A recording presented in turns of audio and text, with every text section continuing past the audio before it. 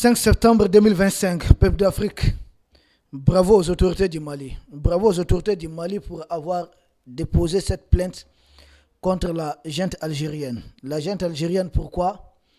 Pour non seulement violation de la souveraineté du Mali, donc violation de notre territoire, mais aussi violation des textes des Nations Unies. Et aussi encore pour violation de plusieurs autres résolutions. Et il faudrait en faire les derniers paragraphes du communiqué du Mali. Il faudrait faire de l'Algérie un cas d'exemple. Un cas d'exemple pour tous les pays parrains du terrorisme. Pour tous les pays aujourd'hui qui servent de base arrière aux groupes armés terroristes et aux groupes narcotrafiquants. Donc, il faudrait commencer par la junte algérienne. C'est pourquoi, sans surprise, dans les premiers paragraphes du Mali, il est dit qu'il s'agit d'une requête introductive. Déposer une requête introductive auprès de la Cour internationale de justice. La question que certains vont nous poser est: la Cour internationale de justice, elle est compétente pour trancher ces différends entre le Mali et l'Algérie? Il ne s'agit même pas d'un différend en tant que tel. Mais bien sûr que la Cour internationale de justice a cette compétence.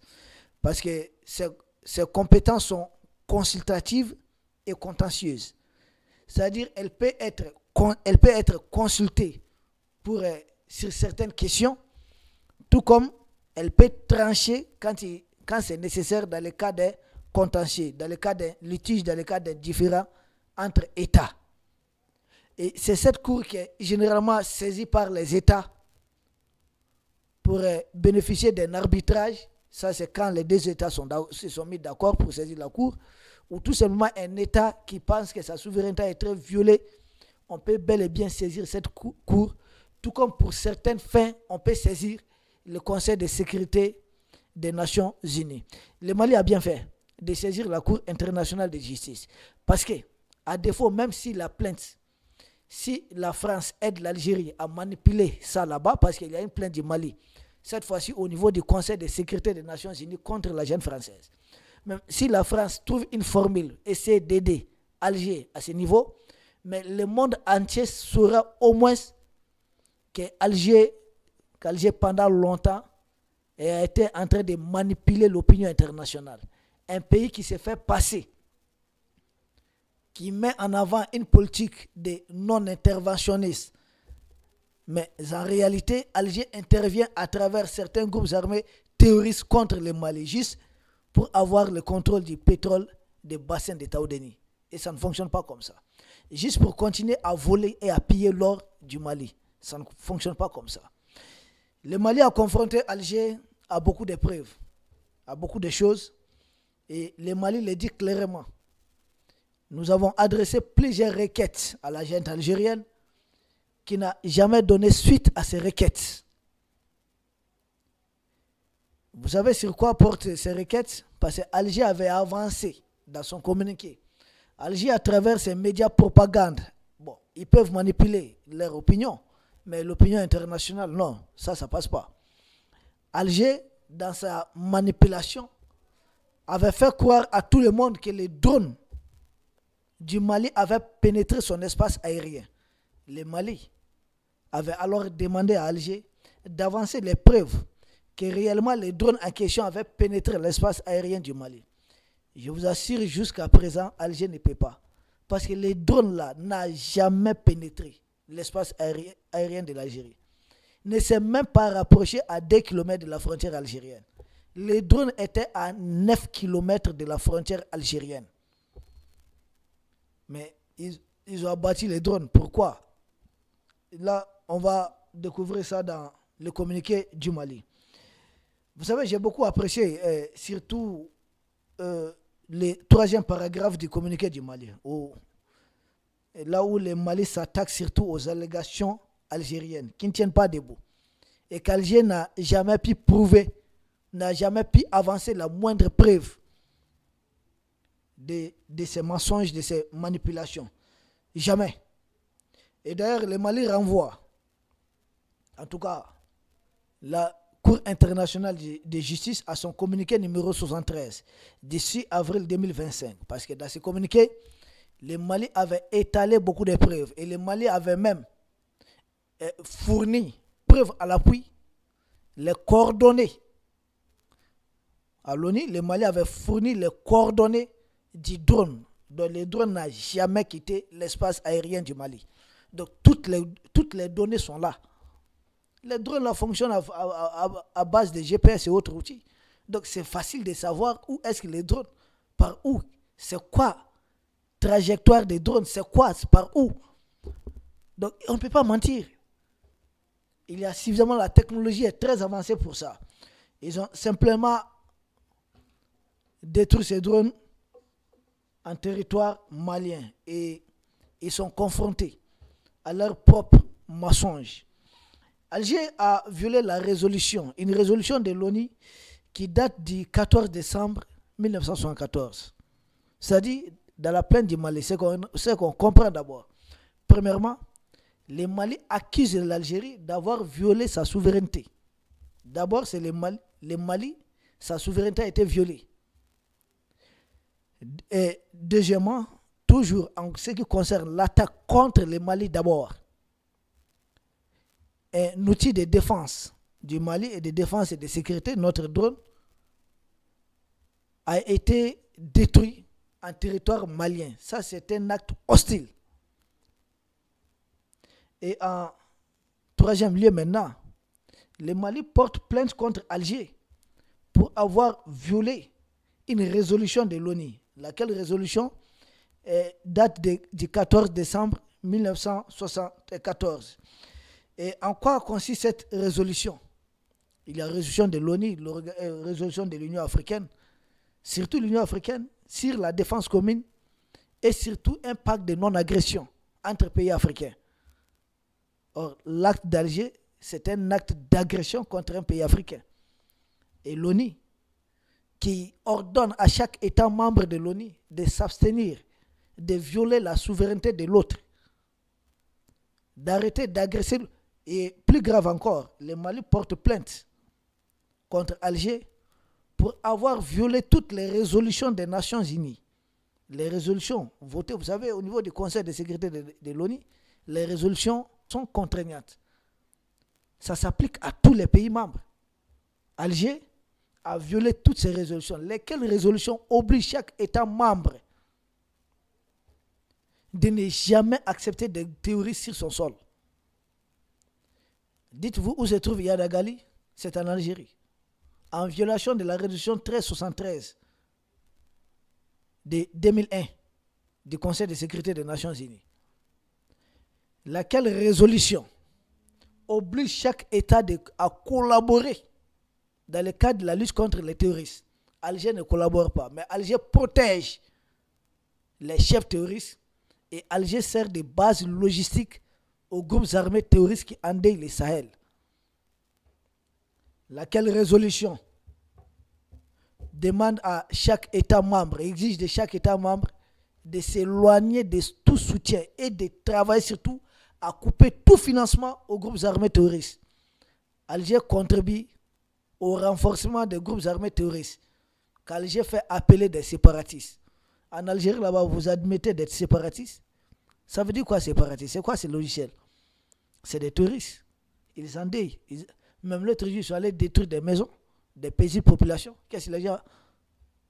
Donc, les Mali confrontent Alger à ses propres mensonges et surtout à son jeu. J'ai beaucoup aimé un paragraphe du communiqué du Mali où c'est dit quoi? Je lis ça.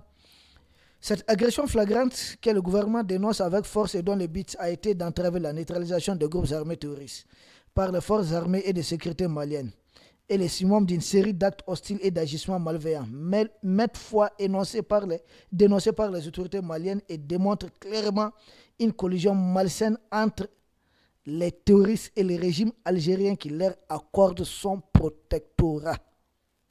Peuple d'Afrique, tout est dit ici. C'est pourquoi dans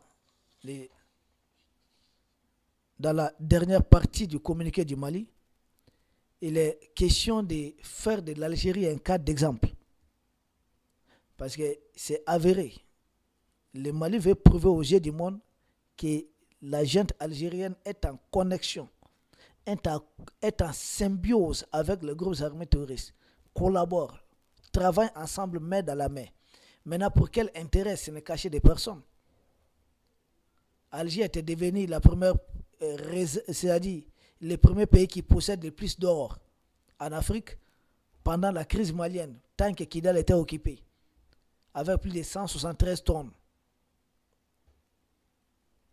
Alger n'a acheté ça nulle part ailleurs. C'est de l'or volé au Mali, en grande partie. C'est comme l'or de la France, là, en grande partie, ça a été volé au Mali. C'est l'or volé à Sikasso, lors de la pénétration coloniale, et à Samouri. Et Alger était sur cette même lancée. C'est fini. Et le Mali dit avoir saisi aussi la Cour internationale de justice parce qu'il y a un besoin urgent d'exposer les pays, les parrains des terroristes à certaines sanctions internationales. Et même pas que ça. Et surtout, que d'autres pays qui sont en train de vouloir accompagner les terroristes ou qui travaillent avec les terroristes puissent être dissuadés de ce qu'ils sont en train de faire. Parce qu'il s'agit d'un acte hostile, un acte dangereux. Non pas que pour la stabilité du Mali, de l'Est, mais surtout de l'Afrique. Moi, ce qui me paraît bizarre dans cette histoire, c'est que le reste de l'Afrique subsaharienne, ces gens-là sont convaincus que les terroristes là vont se limiter seulement aux 3 pays de l'Est. Priez Dieu que les pays de l'Est aient le dessus sur les groupes armés terroristes. Sinon, on ne le souhaite pas, si ce n'est pas le cas. Chaque pays de l'Afrique subsaharienne, qu'on appelle l'Afrique noire, connaîtra sa part dans cette question du terrorisme. Ce n'est pas que destiné au Mali ou aux 3 pays de l'Est, non. Nous sommes en première ligne, d'accord. Mais priez qu'on tienne bon. Vous pensez qu'on ne le souhaite pas, Mali, Burkina, Niger, que si les terroristes prennent le contrôle de ces 3 pays, les terroristes là vont dire, ok, bon maintenant tranquille, les autres pays africains, on n'a rien à voir avec vous. Vous êtes réellement convaincus que c'est comme ça que ça va se passer? Mais chaque pays frontalier là connaîtra sa part. Parce qu'ils n'auront plus rien à foutre ici. Ils vont continuer. Regardez les noms de Moudjaou. C'est mouvement pour l'unicité du djihad en Afrique de l'Ouest. Il ne s'agit pas il n'est pas question du Mali, du Burkina au Niger ici, il s'agit de toute l'Afrique de l'Ouest. Et ça, il ne faut pas prendre ça à la légère. C'est une menace sérieuse. Je dirais même très très sérieuse pour l'ensemble de l'Afrique de l'Ouest. Mais pendant ce temps, il y a des gens qui sont en train de jouer à des jeux troubles. On constitue fort de 5 000 hommes, fort de 260 000 hommes. On cherche ses financements, Allez-y. Continuez de jouer à ces jeux. Continuez de jouer à ces jeux dangereux. Pendant ce temps, les groupes armés terroristes essaient de vous avoir en contournant les pays de l'AES. Nous les empêchons, nous les bloquons. Parce que c'est le combat, c'est la guerre. Mais il faut. Et ce n'est pas qu'Alger. Il y a des pays de l'Afrique subsaharienne qui utilisent ces terroristes. Les terroristes sont chez eux. Ils ont signé des pactes de non-agression. Mais jusqu'à quand? Quelqu'un qui vient chez vous avec armes et bagages, vous pensez avoir peur. Au lieu de renforcer votre armée, vous signez un pacte de non-agression. Vous pensez que tôt ou tard, il ne va pas se retourner contre vous? Qui l'a envoyé chez vous? Est-ce qu'il travaille pour vous? Si ce maître lui donne l'ordre d'outrepasser votre pseudo-pacte de non-agression, où est-ce que ça va finir? On est un peu dans ce cadre. La plainte du Mali, si vous nous demandez, c'est bien. C'est une bonne chose. C'est bien, c'est une bonne chose. Mais est-ce la Cour internationale de justice va trancher en faveur du Mali? Ça va dépendre.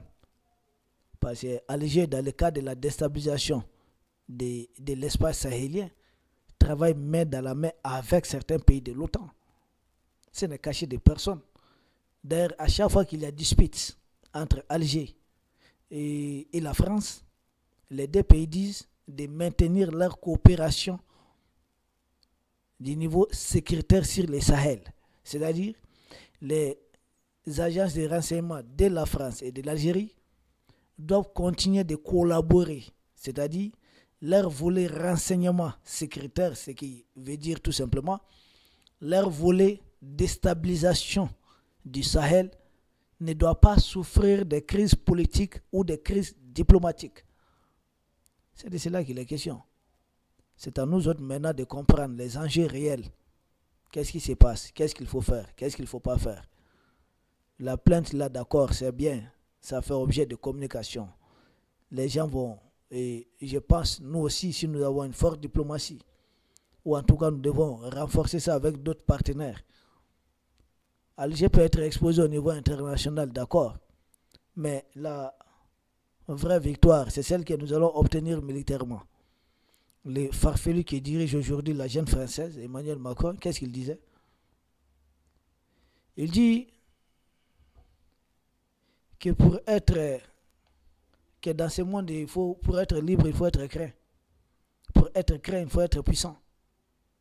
Nous devons travailler, nous, pays de l'Est, à être vraiment puissants. Et même très puissants. C'est ce qui compte. Sinon, tout le reste là, c'est des détails. Ce qui compte, c'est vraiment être puissant, avoir suffisamment de muscles pour aussi faire peur. C'est ce qui compte. Donc la plainte contre l'Algérie, c'est bien. Les gens comprennent. On va aussi juste montrer aux yeux du monde qu'Alger avait menti. Mais est-ce derrière, il y aura une sanction contre Alger? Et je ne crois pas beaucoup. Et derrière ce qui peut suivre, nous autres pays de l'Est, nous devons continuer à nous renforcer militairement. Et renforcer des alliances solides. Des très bons partenaires militaires, déjà avec le risque, oui, d'accord. Mais il faudrait faire monter ça encore à un autre niveau. Le niveau actuel, non, il faut qu'on dépasse ça même, qu'on surpasse ça. Le monde actuellement, c'est le jeu des alliances. Vous avez vu l'alliance militaire que vous avez en Chine, comment ça fait beaucoup de bruit. Le monde, c'est ça, c'est le jeu des alliances, tout simplement, rien d'autre. Honte tout simplement à la gente algérienne. Honte à tous les pays qui soutiennent les groupes armés terroristes contre leurs voisins. Mais qu'ils sachent que les terroristes ne restent jamais sur place. Il a déjà voyagé à travers beaucoup de pays. La Libye, la Syrie, beaucoup de pays. Et sa destination finale, ce n'est pas l'espace AES. Sa destination finale, c'est ailleurs. Peuple d'Afrique, nous vous remercions et nous espérons vous retrouver sans doute demain pour un autre sujet au sommet de l'actualité. Nos encouragements aux autorités du Mali et de l'AES. Merci.